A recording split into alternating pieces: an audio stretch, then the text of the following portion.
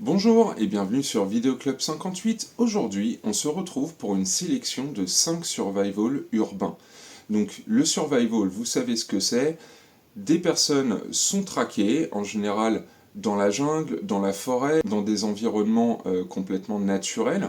Là, la différence, je veux qu'on se concentre en gros sur le même thème, mais dans l'univers de la ville, d'où le terme survival urbain.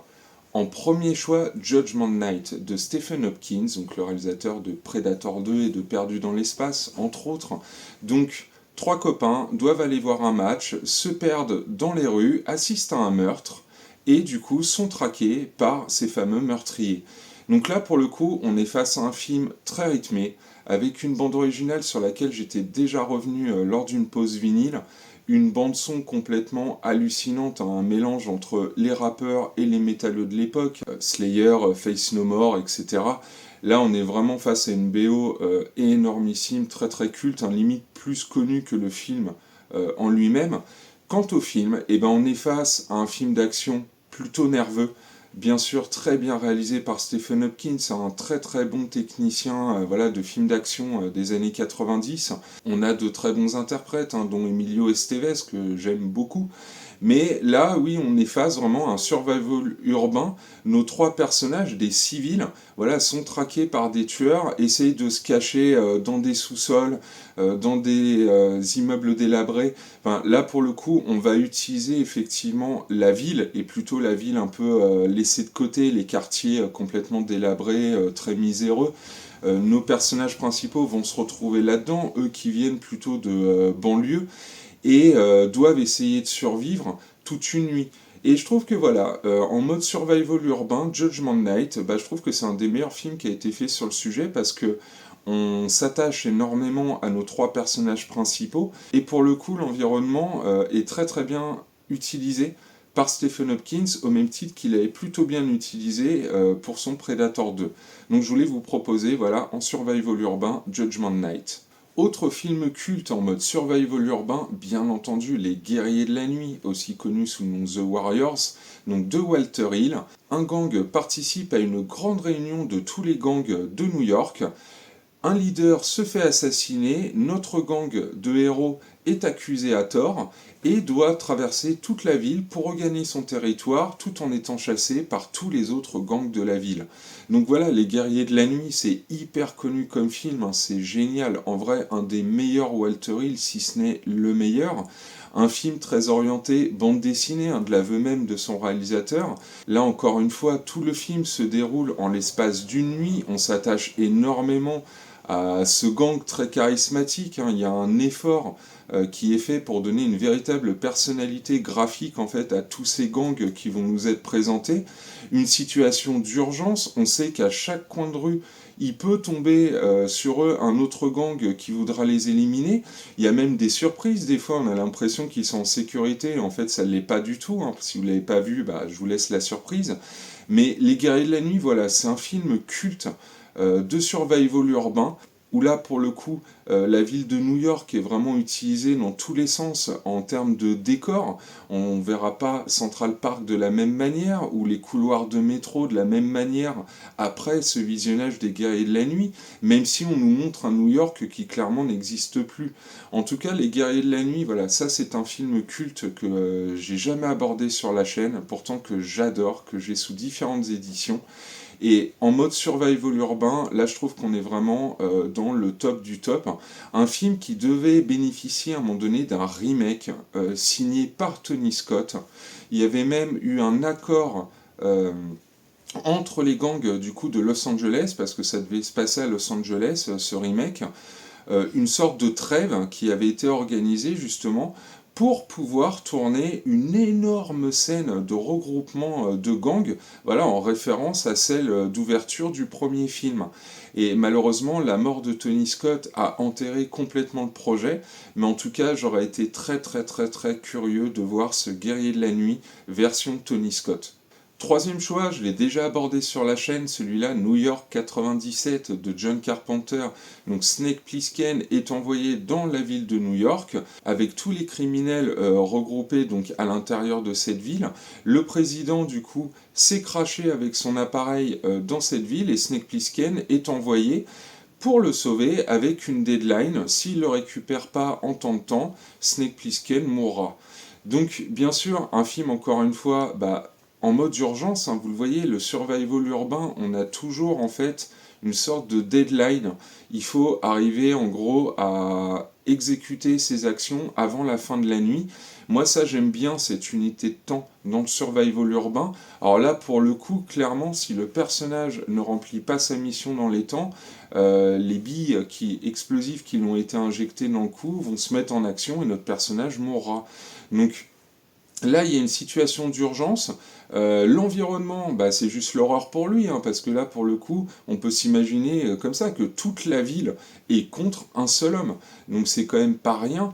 Bien sûr, la mise en scène excellente de John Carpenter, j'étais déjà revenu dessus dans ma vidéo. Kurt Russell, toujours excellent, comme d'habitude.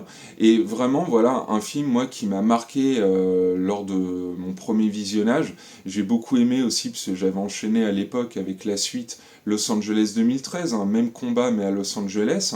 Mais là, je trouve qu'il y a une ambiance dans ce New York 97 que n'a pas sa suite. Quelque chose un peu crépusculaire, on sent que le personnage est vraiment au bout du rouleau dans certaines séquences, ce qui me donne moins cet effet en fait dans la suite.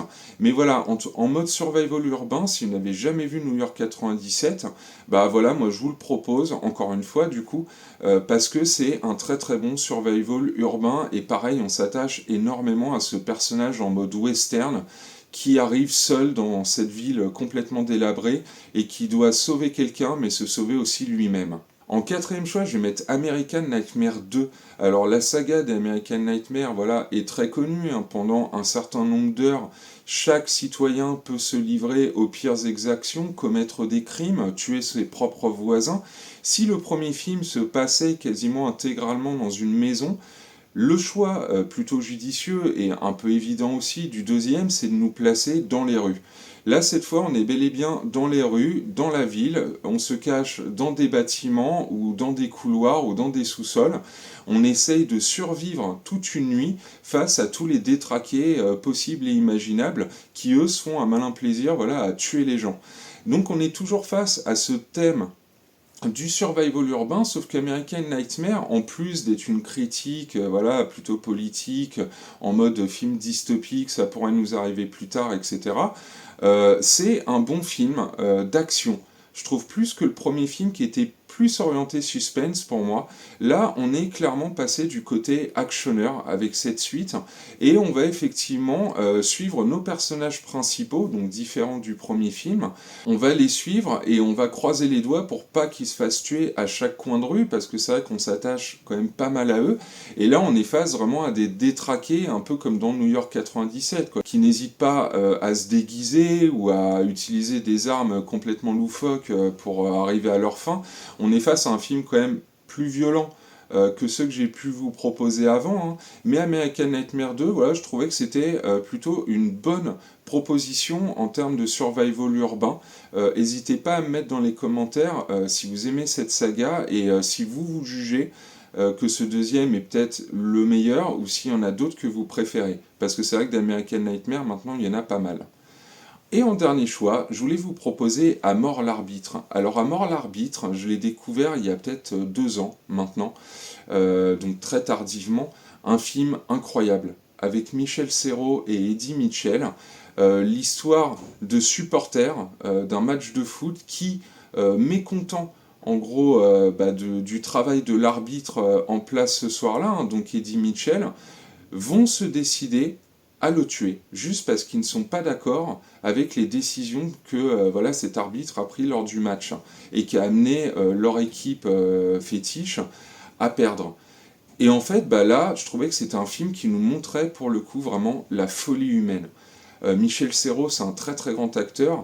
Là, en tant que méchant, donc c'était pas la première fois que je le voyais en tant que méchant, mais là, je le trouve plutôt marquant, complètement déglingué. Et à côté de ça, on a ce personnage d'Eddie Mitchell qui lui a fini l'arbitrage du match et passe à autre chose en fait. Nous on le suit plutôt dans une relation amoureuse qui va essayer de développer avec une femme en passant du temps avec elle, à discuter. Et en fait, nous, on a clairement conscience que cet homme est traqué. Par contre, lui ne le sait pas. Et c'est pour ça que je trouve que c'est un film qui est vraiment tragique, un film qui est marquant. Je trouve quand on le voit, vraiment j'ai adoré. Parce que là on voit vraiment, comme j'ai dit, la folie humaine, jusqu'où on peut aller, juste pour une histoire de points dans un match de foot. C'est vraiment incroyable, quoi. Alors, il y a plein d'images d'archives qui peuvent montrer un petit peu les débordements de supporters voilà, qui sont trop à fond dans leur truc. Là, vous me direz, un véritable supporter de foot, lui dira non, non, mais de toute façon, on n'ira jamais jusqu'à des extrémités pareilles, on a quand même un cerveau. Oui, c'est clair, je pense que là, on est quand même dans une version plutôt exagérée des choses, mais tellement prenante. Moi, vraiment, c'est un film, j'ai pas décroché parce que je voulais vraiment savoir ce qui allait arriver à cet Eddie Mitchell qui, pour le coup, comme je vous l'ai dit, ne sait pas qu'il est traqué. Donc là, on est face à un survival urbain, mais où le personnage principal ignore, en fait, qu'il est poursuivi. Donc, une proposition un petit peu différente, mais je voulais vous proposer, voilà, en mode film français, un survival urbain, dans le sens où quand même, à un moment donné dans le film, les choses vont s'accélérer pour lui, et effectivement, là, il va devoir fuir. Et ça prend des proportions complètement hallucinantes. Donc voilà, je voulais vous proposer une sélection de 5 films survival urbain. Donc j'espère que ça vous a plu. N'hésitez pas à mettre dans les commentaires si vous avez d'autres propositions de ce même genre et également voilà ce que je vous ai demandé concernant American Nightmare. Et je vous dis à très bientôt pour une nouvelle sélection.